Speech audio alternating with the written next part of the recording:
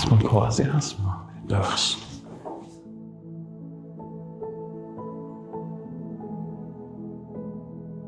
بدهی رفت تا 9 میلیارد. و تو الان رنگ برداشت پرافرمای ایرانی میدونی؟ یه جایی رسیدم که دیگه خانمم گفتم بدهی اینجوریه، من دیگه برم تو یه توی و بچه ها بری زندان؟ آره نه بشی.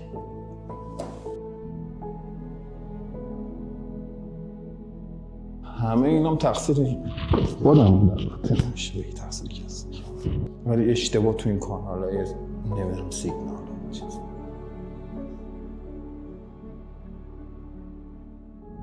یادمه توی جلسه که گذاشتیم تو جدا اومدی، بعد یه چیزایی برای من تعریف کردی که من گفتم چجوری مثلا میخوای تریدر شی با این همه فشار؟ چی میخواستی ازم یه سال پیش؟ خواستم آموزش ببینم دیگه، تریدر بشی، آموزش درست ببینم. چه بلایی تو بازار مالی سرت اومده بود؟ یه زندگیم رفته بود تو دیوار دیگه، خانمم میخواست بره. با من آشنا بودی اون موقع؟ هم فقط استوری ها اینا رو دیدم. نه با این همه مثلا من میگفتم روال اینه، اسلوب اینه، باورتون شد نه؟ نه، در تمام لحظات چنج کردن پول، خریدن و ضرر رفتن و همش حرفای شما یه پست داشتید که سودا این نیست، پولاتون از بین نبرید، می اومد، ولی من اگه انجام میدم همش رو یادم. دیگه اومدم پیش شما گفتم از مسیر درستش برم درستش. یه ترید کرده بودم، یاد گرفته بودم، یعنی از شما کامل یاد گرفته بودم. کجا رفتی ترید می‌کردی؟ خونه بابام بودم من، حقیقتا یه کافه بود. میرفتی توی یه کافه میشستی ترید میکردی؟ دیگه رفت تو فکرم که پراپ بردارم.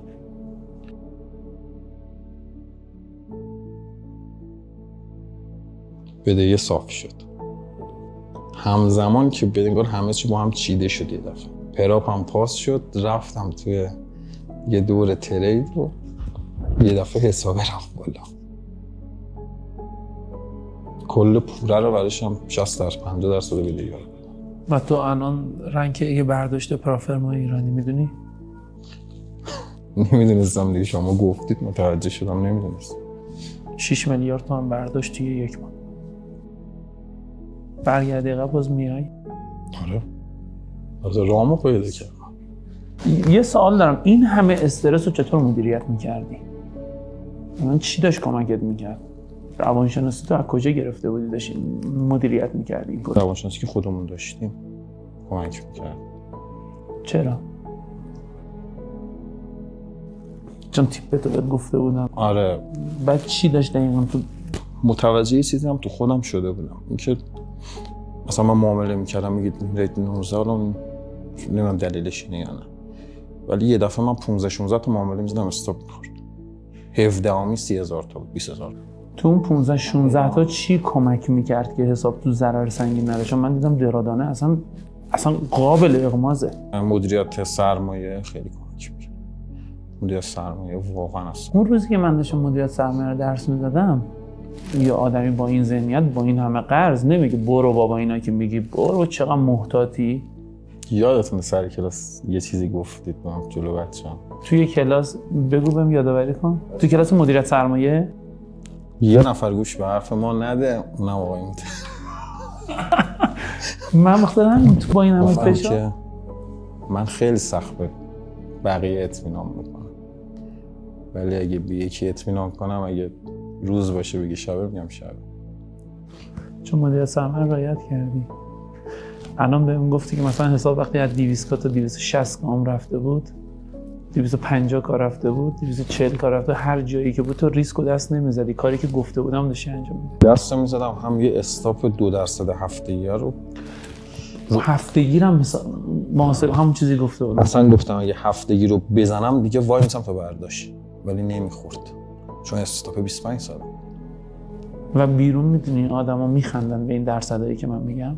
برو بابا تا ما پول دارشیم، فقط کسی که انجام میده پول دار میشه. من خودم هم اولش میخندم، گفتم چجوری 25 ساله.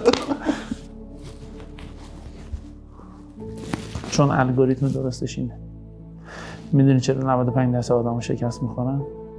احمقن، طمع‌کارن، کارو بلد نیست. طمع‌کاری از ناآگاهی میاد دیگه. اینا نادون و احمق که نیستن، خیلیشون باهوشن، ناآگاهن. فکر میکنن درصد اونیه که اونا فکر میکنن و وقتی من میگم باور نمیکنن. من بابا میگیم دیگه. خیلی بعد دانشپذیرا حتی تو چشم هم میگن، بعدن میگن مهندس ما هم میگفتیم برو بابا. چی میگه این؟ عجب داستان. مهدی میدونی داشتم تمام مدت به چی فکر میکردم؟ تو طول مصاحبهمون توی جمله‌ای گفتی تک تک لحظه کوچینگ اینا نه. تو گفتی تک تک لحظاتی که داشتم پولو چنج میکردم. من میرفتم اون ارزایی که اینا بهم میگفتن تو این پیجا رو میخریدم، یاد حرفای تو میافتادم که تو میگفتی اینجوری نی، استایل این نی، درصد این نی، ولی باز میکردم. وقتی این همه مثلا من میگفتم گوش نمیدادی، چی باعث میشد گوش ندی؟ خیلی ها تک تک لحظاتی که داشتی چنج میکردی این جملات من داشت جلوی چشمم. دقیقاً توی ذهنم همینطوریه.